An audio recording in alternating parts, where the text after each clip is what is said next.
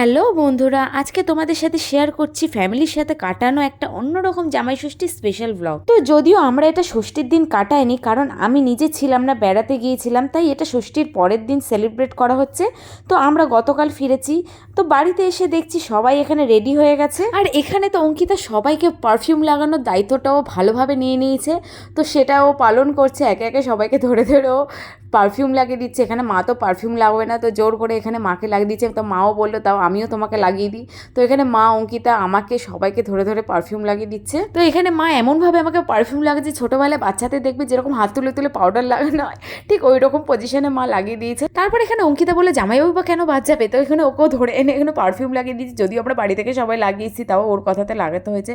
তো যাই হোক, এখানে সব কিছু শেষ করে আমরা এখানে সব ফ্যামিলি মিলে বেরিয়ে পড়লাম। এখন তোমরা নিশ্চয়ই ভাবছো ষষ্ঠী সেলিব্রেট না করে আমরা ফ্যামিলি সবাই কোথায় যাচ্ছি।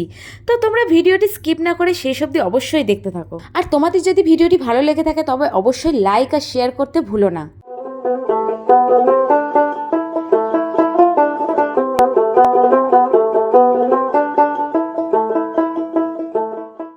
ফাইনালি আমরা চলে এলাম দাদা বৌদি হোটেলে। তো ষষ্ঠী সেলিব্রেটটা আজকে এখানেই করা হবে।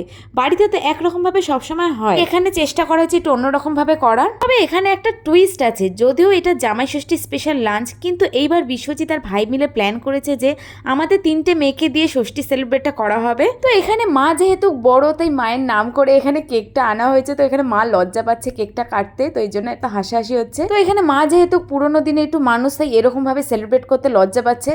তো যাই হোক, মাকে এখানে তো কোনো রকমভাবে রাজি করি ধরে বেঁধে আনা হয়েছে। তো এখানে আসার পর মায়েরও ভীষণ ভালো লেগেছে। আসলে এখানে বাবা মায়েরা একটা কথা মানে যে রেস্টুরেন্টে গেলে খুব খরচা, খুব একটা বিশাল অ্যামাউন্ট। যাই হোক, তো মা বারবার করে বলছিল, বাবাও বারবার বলছিল বাড়িতেই নিয়ে আয়, বাড়িতেই সব কিছু সেলিব্রেট করা হোক। তো আমরা সবাই মিলে মা বাবাকে রাজি করিয়ে যাই হোক কোনোরকমভাবে রেস্টুরেন্টে আনা হয়েছে। তো এখানে আসার পরে ওরাও ভীষণ খুশি হয়েছে। বাবা মাদের খুশি দেখতে কোন ছেলে মেয়েদেরই ভালো না লাগে, তাই না? তো যাই হোক, এখানে বিশ্বজিৎ মাকে এখানে শাড়ি গিফট করেছে। তো মাও বিশ্বজিৎকে একটা সোনার লকেট গিফট করেছে। এখানে বাপিকে আমি পাঞ্জাবি গিফট করেছি একটা। তো এই লকেটটা হলো শিব ঠাকুরের লকেট, যেহেতু বিশ্বই শিব ঠাকুরের ভক্ত, তাই জন্য ওকে একটা শিব ঠাকুরের লকেট মা গিফট করেছে। তো এখন গিফট দেওয়ার পালা শেষ করে এবার খাওয়া দাওয়ার অপেক্ষা। 2000 years later.